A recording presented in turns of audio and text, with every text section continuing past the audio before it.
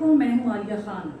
انسان کا ذہنی طور پہ صحت مند ہونا بھی اتنا ہی ضروری ہے جتنا جسمانی طور پہ صحت مند ہونا۔ پاکستان کے اعداد و شمار کے مطابق پاکستان میں ہر 4 میں سے 1 بندہ ذہنی تناؤ یا ڈپریشن کا شکار ہے۔ اس کی وجہ کیا ہے؟ یہ سمجھنا بے حد ضروری ہے کہ ذہنی و نفسیاتی صحت در حقیقت ہمارے مثبت رویوں کو بھی متاثر کرتی ہے۔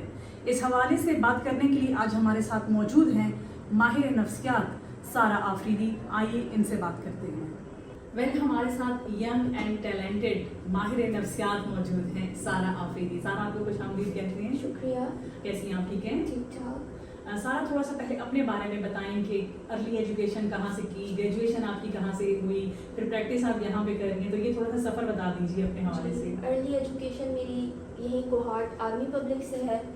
فردر کالج میں نے اقرا پبلک سے پڑھا ہے، اور جو ہے تو اس کے بعد بی ایس سائیکالوجی کوہارٹ یونیورسٹی سے کی ہے، اور فردر ایجوکیشن میں نے اسلام آباد سے، اور پریکٹس سی ایم ایچ اور پشاور میں۔ پھر سارا پریکٹس کے لیے تو آپ کے پاس اپرچونیٹیز تھی، پشاور، اسلام آباد، بڑے شہروں کی، تو کوہارٹ کیوں آپ نے سلیکٹ کیا؟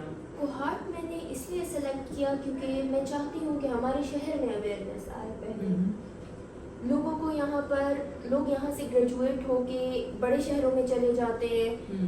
میں چاہتی ہوں کہ ہمارے شہر سے ہی بیسٹ اسٹارٹ ہو، پہلے یہاں کے لوگوں میں اویئرنیس آئے۔ یہاں اچھا، بیسکلی ایک سائیکالوجسٹ کا رول کیا ہوتا ہے اور اس کا طریقہ کار کیا ہے؟ سائیکالوجسٹ کا رول یہ ہوتا ہے کہ وہ جو ہے تو آپ کے ذہنی دباؤ کا شکار جو آپ ہیں ان کی وجہ کو معلوم کرے، اس کی وجہ کو معلوم کر کے اس پر جو ہے تو وہ آگے فردر کام کرتا ہے۔ اس میں پھر سیشنز ہوتے ہیں۔ فرسٹ سیشن میں ہسٹری لی جاتی ہے، سیکنڈ سیشن سے پھر آپ یہ چیز دیکھتے ہیں کہ کس طرح کی سائیکو تھراپیز پرووائڈ کرنی ہے اور کیا سمٹمز ہیں اور کس طرح۔ اور ٹوٹلی اس میں مطلب آپ ان کے ساتھ سیشن لیتی ہیں، لائک ان کے ماضی کے بارے میں، اس ٹائم جو لائف وہ جس طریقے سے گزار رہے ہوتے ہیں اس پہ یہ ساری بات چیت ہوتی ہے؟ جی بالکل۔ اس میں کوئی میڈیٹیشن وغیرہ نہیں ہوتی؟ نہیں، اس میں صرف سائیکو تھراپیز ہوتی ہیں، اور جو ہے تو جب ذہنی دباؤ کا ایک کلائنٹ ہمارا شکار ہوتا ہے تو وہ سولوشن پر فوکس نہیں کرتا، وہ صرف اس وقت جو ہے تو اپنے جو پرابلمز ہوتے ہیں ارد گرد ان پر فوکس ہوتا ہے اس کا۔ تو میکسیمم سارا کتنے سیشن لگ جاتے ہیں ایک مریض کو ٹھیک ہونے میں؟ کیونکہ ہم تو بڑے پاکستانی قوم ہے، بڑے جذباتی قوم ہے، ہم چاہتے ہیں کہ بس ایک جادو کی جھڑی ہو، وہ یوں گھوم جائے اور ہم ایک ہی دفعہ جب جائیں تو کنسلٹنٹ کے پاس جائیں اور ہم ٹھیک ہو جائیں۔ تو میکسیمم کتنے سیشن کی ضرورت ہوتی ہے ایک پیشنٹ کو؟ 5 سے 6 سیشنز تو لگ جاتے ہیں، لیکن ہمیں پہلے سمجھ آ جاتی ہے پہلے ہی سیشن میں، دوسرے سیشن میں، کہ آخر کلائنٹ ٹھیک ہونا چاہ بھی رہا ہے یا نہیں، وہ صرف جو ہے تو پرابلمس پر ہی فوکس کر رہا ہے۔ اگر کلائنٹ کا فوکس صرف پرابلمس پر ہے تو پھر تو زیادہ سیشنز بھی لگ سکتے ہیں۔ سارا، یہ مجھے بتائیں کہ ہڈن ڈپریشن کے کیا سائنز ہیں؟ ہڈن ڈپریشنز کے سائنز یہ ہیں کہ آپ کا سر درد رہتا ہے، وجہ کا پتہ نہیں ہوتا آپ کو کہ کس وجہ سے ہو رہا ہے۔ ریزن ہمیں پتہ ہوتی ہے، کلائنٹس کو پتہ ہوتی ہے، لیکن وہ اس ریزن کو نگلیکٹ کر رہے ہوتے ہیں، اس کے لاشعور میں کہیں نہ کہیں وہ ریزن چل رہی ہوتی ہے۔ اچھا، آپ کے پاس جتنے پیشنٹس بھی آتے ہیں، آپ نے دیکھا ہوگا کہ مردوں کی بنسبت خواتین میں یہ مسائل بہت زیادہ ہوتے ہیں، کیا وجوہات ہیں اس کی؟ خواتین میں آج کل یہ مسائل اس لیے بھی بہت زیادہ ہے، ایک تو ایکسپیکٹیشنز بہت ہائی ہو گئی ہیں، دوسرا یہ ہے کہ کمپٹیشن بہت زیادہ ہے۔ کبھی ایک عورت کو دیکھتی ہیں اور کہتی ہیں کہ ہم اس جیسی کیوں نہیں ہیں، ہمارے کپڑے اس جیسے نہیں ہیں، ہمارے پاس جو ہے تو جیولری ایسی مادی اشیاء کا ان کے اندر چاہت کا زیادہ بڑھ جانا، چاہت بہت زیادہ بڑھ گئی ہے آج کل۔ پہلے زمانے میں ایسے نہیں ہوتا تھا، تھوڑے میں بھی لوگ سکون سے رہ رہے ہوتے تھے۔ آج کل جتنا کمپٹیشن بڑھ رہا ہے اتنا ہی ڈپریشن زیادہ ہو رہا ہے۔ اچھا، کیا چیزیں رکھ کے بھول جانا، کسی مسئلے پہ بہت زیادہ سوچنا یا نیگیٹو تھاٹس کا آنا، کیا یہ بھی ڈپریشن کی علامات ہے؟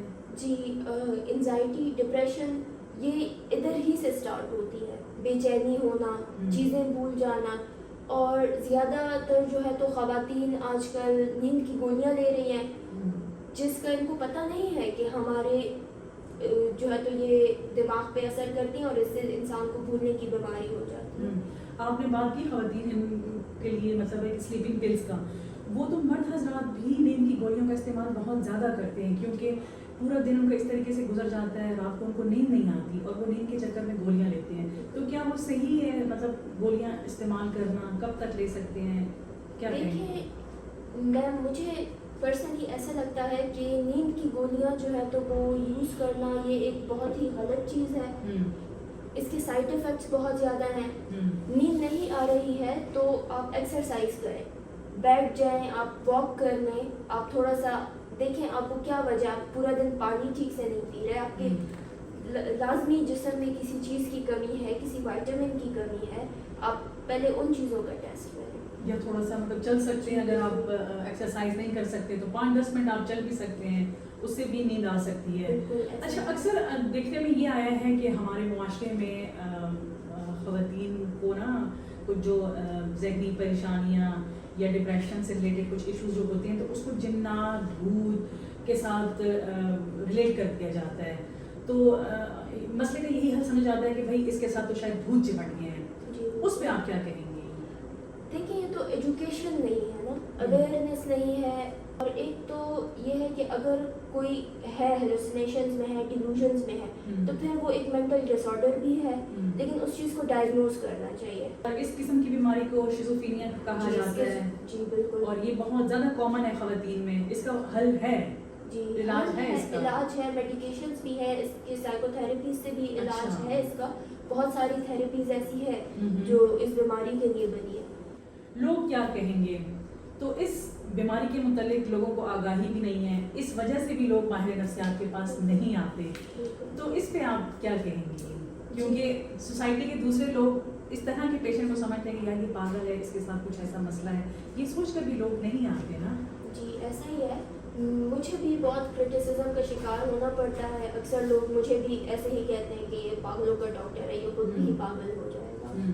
تو یہ چیز وہی لوگ کہتے ہیں جو فارغ بیٹھے ہوتے ہیں, جن کے پاس اور کچھ بولنے کے لیے ہوتا نہیں ہے. سارا تو یہ بتائیں کہ اس کا علاج کیسے ممکن ہے ان بیماریوں کا, جیسے کہ پاکستان میں ہر چوتھا بندہ ڈپریشن جیسے مہلک مرض میں مبتلا ہے. جب آپ کی ذہنی صحت ہی ٹھیک نہیں ہے تو آپ لائف کیسے سروائیو کر سکتے ہو؟ تو کتنے عرصے میں ایک جو پیشنٹ ہے وہ نارمل زندگی کی طرف لوٹ سکتا ہے؟ دیکھیں سائیکو ایجوکیشن بہت ضروری ہے. میرے پاس جب کلائنٹ آتا ہے تو میری پہلی کوشش ہوتی ہے کہ میں اس کو تھوڑی سی سائیکالوجی کے بارے میں, اس کی بیماری کے بارے میں اس کو بتاؤں. جب تک سائیکو ایجوکیشن نہیں ہوگی, جب تک لوگوں کو پتہ نہیں ہوگا کہ یہ چیز بھی ہے, تب تک وہ ٹھیک نہیں ہو سکتے. ایکسیپٹ کرنا ضروری ہے. اچھا سارا جی, مجھے یہ بتائیں کہ یہ مینوپاز کیا ہے اور یہ خواتین کی ذہنی اور جسمانی صحت پر کیسے اثر انداز ہوتا ہے؟ دیکھیں جتنا بھی ہارمونل امبیلنس ہے, موڈ سوئنگس ہیں, اس کا اثر ہے. اس کو ہم نگلیکٹ کرتے ہیں. عورتوں کو چاہیے کہ اپنی صحت پر خیال رکھے, اپنی صحت کا خیال رکھے, اور جو ہے تو اس کے لیے جو بھی میڈیکیشنز ہیں یا جو ہربل میڈیسنز اگر یوز کرنا چاہتی ہیں تو وہ لازمی یوز کریں. اور یہ خاص کر بڑی عمر کی جو خواتین ہیں جن کا 40 سے ایج سٹارٹ ہوتی ہے, 55-60 تک بھی ان خواتین میں یہ مسائل زیادہ ہو سکتے ہیں میرے پاس کے. اچھا سارا, مجھے یہ بتائیں کہ اکثر ہماری خواتین جو باہر نہیں جاتی, کوئی جاب وغیرہ نہیں کرتی, گھر میں بھی ان کے بڑے مسائل ہوتے ہیں, تو وہ کس طریقے سے, وہ تو مطلب اپنی جسمانی صحت کا خیال بھی نہیں رکھتی, پھر اپنی ذہنی صحت کو برقرار کیسے رکھیں؟ دیکھیں ایک روٹین سیٹ کریں وہ اپنی. صبح بچوں کو وہ بھیج دیتی ہیں اسکول, اس کے بعد بھی وہ پورا دن یا تو کچن میں لگی ہوئی ہوتی ہیں اور یا پھر جو ہے تو کسی بھی بات کو لے کر اسٹریس لے رہی ہوتی ہیں. تو اس بیچ اگر وہ ایکسرسائز کریں, کوئی بھی اس طرح کی ایکٹیویٹی شروع کر دے. دیکھیں جیسے سوئمنگ ہو گئی, کہیں پر واک کر لیا, ٹھیک ہے, تھوڑا سا گھر سے باہر نکل گئی, اپنی روٹین کو سیٹ کریں. خود کو ہیلدی رکھیں گی تو اس سے ان کی مینٹل ہیلتھ بھی ہیلدی رہے گی. اور اس میں مثبت جو سوچ ہوتی ہے وہ بڑا اہم کردار ادا کرتی ہے. پھر اگر جوائنٹ فیملی سسٹم میں بھی خواتین رہتی ہیں تو وہ جڑی رہتی ہیں اپنی روٹ سے, وہ بھی پھر کافی میرے خیال سے ہیلپ آؤٹ کر سکتی ہے. ہارٹ آئیے, آپ کسی ایم کے تحت آئی ہوں گی, کوئی مقصد, کوئی سوچ تو آپ کے ذہن میں ہوگی کہ ہم نے اپنے علاقے میں کوئی ایسا کام کر رہے ہیں, کوئی ایسا بدلاؤ کر رہے ہیں, تو اس حوالے سے کیا نیا عمل آپ نے تیار کیا ہے؟ بہت جلد میں ایک ایسا پلیٹ فارم لانے والی ہوں جس میں ایک ویب سائٹ, جس میں سارے سائیکالوجسٹ ایز اے ٹیم کام کریں گے کوہارٹ کے. تو میں چاہتی ہوں کہ ایک ایسا پلیٹ فارم ہو کہ سب آپس میں کنیکٹڈ ہوں اور ہمیں اس چیز کا پتہ ہو. ایک تو اس سے یہ ہو جائے گا کہ ہمارے پاس اسکوپ بھی بڑھ جائے گا. ہمیں پتہ ہوگا کہ ہمارے پاس جو ہے تو ایک ایسی ویب سائٹ ہے سائیکالوجسٹ کی. اس سے ہو سکتا ہے کہ آگے اور بھی جو ہے تو اس فیلڈ میں بہتری آئے. ٹھیک ہے. اچھا مجھے سارا یہ بتائیں کہ یہ انزائٹی، ڈپریشن، نفسیاتی مسائل، اگر ہم پہلے سے مطلب پریکاشنس کے طور پہ یہ سوچیں کہ یار یہ پرابلم ہمارے ساتھ ہو ہی نہ، اس کے لیے پھر کیا ہمیں کرنا چاہیے کہ ہم ان چیزوں سے دوچار ہی نہ ہوں؟ دیکھیں پرابلمس کے بارے میں زیادہ سوچنا ہی نہیں چاہیے. یہ ایک نارمل سی چیز ہے.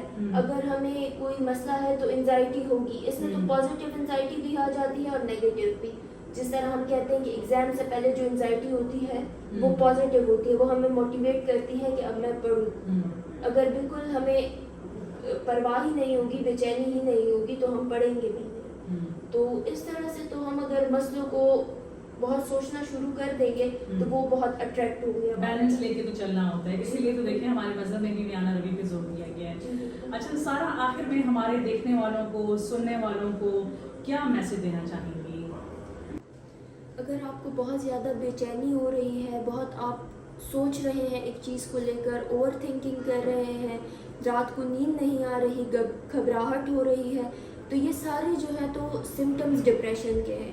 اگر آپ یہ چیز محسوس کر رہے ہیں تو آپ پلیز ہیزیٹیٹ نہ کریں، ہچکچائیں نہیں. آپ سائیکالوجسٹ سے کنسلٹ کریں، آپ آئیں، اپنے ایشوز کو ڈسکس کریں اور انشاءاللہ آپ کو پازیٹیو رسپانس ملے گا. نفسیاتی مسائل کو ہرگز نظر انداز نہ کریں، کیونکہ ذہنی طور پر صحت مند افراد جہاں زندگی کی دوسری سرگرمیوں کو ڈیل کر سکتا ہے، وہیں اپنے سٹریس کو بھی مثبت انداز سے ڈیل کر سکتا ہے.